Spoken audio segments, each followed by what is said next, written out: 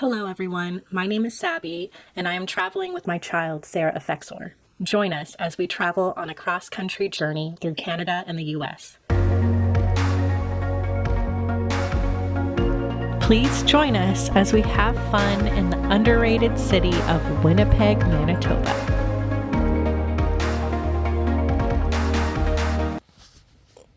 Sweetness, good morning. I love you. Good morning.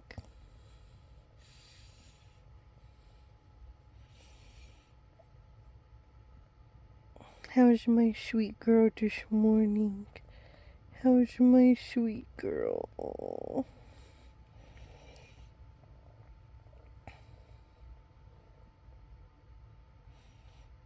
You want to lick your tail? Oh.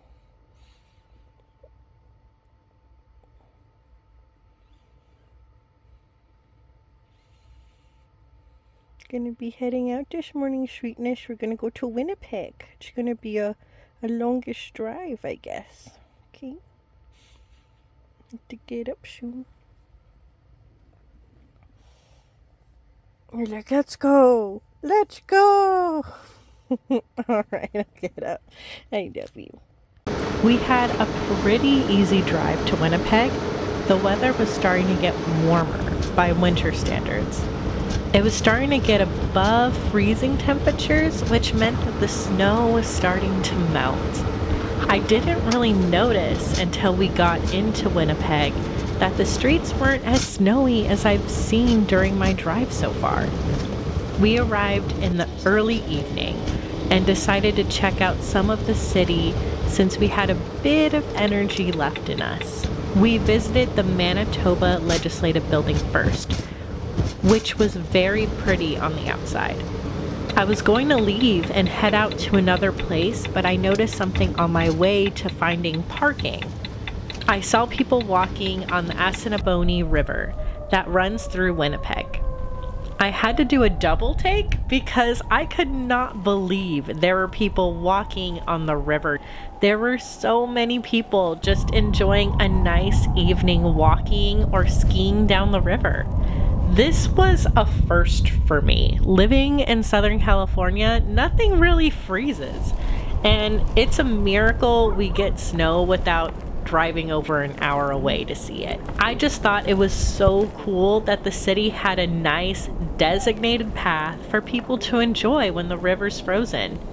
It was very well maintained and it went down for miles. It wasn't as cold as it had been, so I really enjoyed the walk. My cheeks always get cold first, so there's no helping that.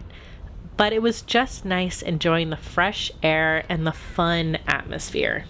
We also headed to the Forks Market a couple of times actually. The Forks Market was just so much fun. We went there twice. So the first time we went, we pretty much were just exploring, and I got these really delicious mini donuts, so good. And then the next day I went and got a grilled cheese and some French fries. One of them was at the fish and chips restaurant and the other one was at the Roasted Bread, I think it was called. Both really, really good. And then we also went and got dessert there. It was, I believe, called J Bakes. It was really delicious. And so we went to the Fork Market twice. It was great. It's a very fun place, and you can tell that the community really loves it because there's so many people there on Sunday, and on a Monday there was still a good amount of people going there. So clearly it's a place to visit in Winnipeg. We ended up staying at Walmart. We went to one Walmart and they had a security number in the parking lot because it's part of a mall. And so I ended up calling and they said like, yeah, I could totally stay there as long as it's one night. Just give me your vehicle information. And that was it. It was super, like I didn't even have to go in or anything, and I got a free night stay over in the Walmart parking lot. I did go to a different Walmart the next time, and I went and talked to customer service in Walmart, and they said like, yeah, people park here all the time. Yeah, as long as you're here for one night, it's not a problem. And I'm like, do I need to do anything? And he said no. So that was that was great. So I got to stay at Walmart, both times at different Walmarts in Winnipeg. The next day, I went to the Assiniboine Park. It is such a large park with multiple trails and activities to do, including a zoo. I visited the pavilion, which is such a pretty art gallery. I then made my way to The Leaf. It stood out in the park because of its beautiful architecture. It was a bit colder today, so it was a nice relief when we went inside. The Leaf is a botanical garden at the park.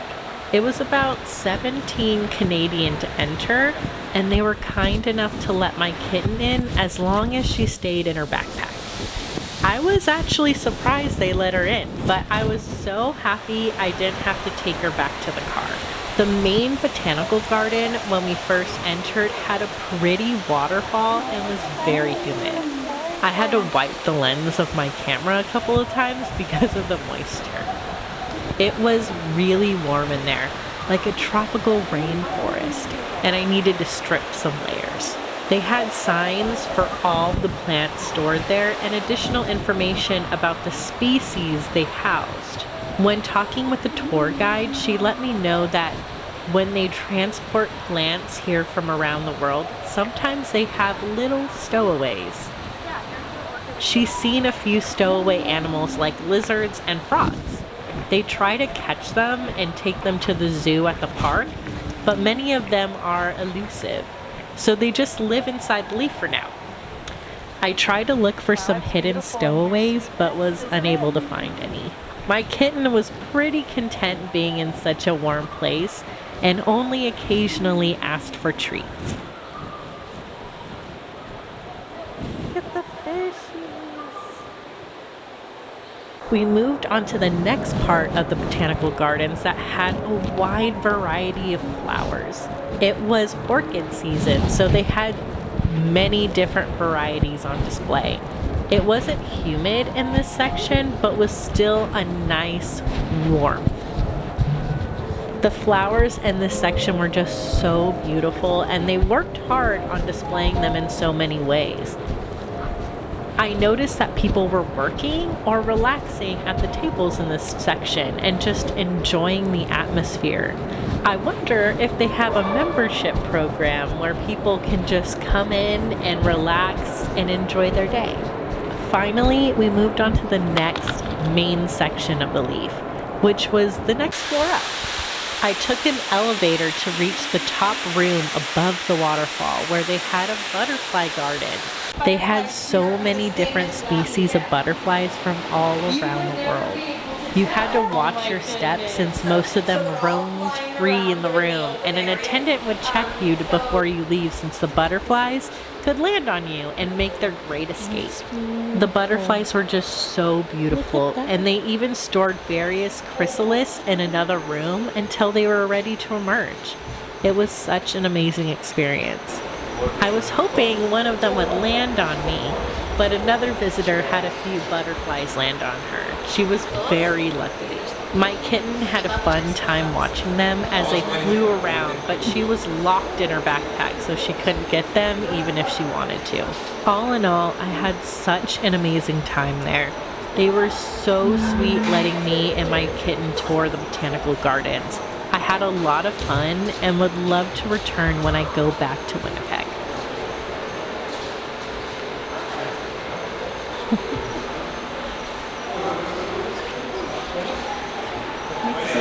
can hardly wait for the hummingbirds. That one likes you.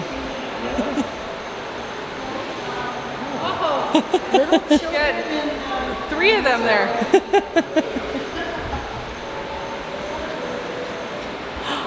I think that's good luck. Finally found a dumping station at Go RV. Thank you so much. I was very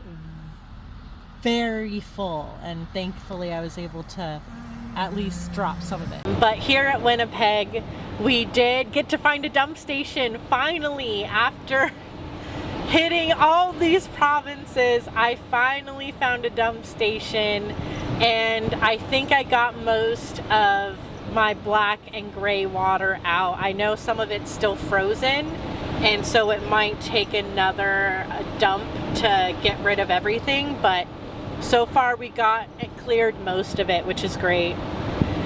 So that was a very big win for being in Winnipeg. But I just really loved the atmosphere of Winnipeg. Like it was a very unexpected feeling that I got when I was there. Like a lot of community, and they were just so nice and friendly. It was just really great experience. I want to thank you all for watching this video. My child and I really appreciate it. If you like this video, please show your support by liking or commenting on this video.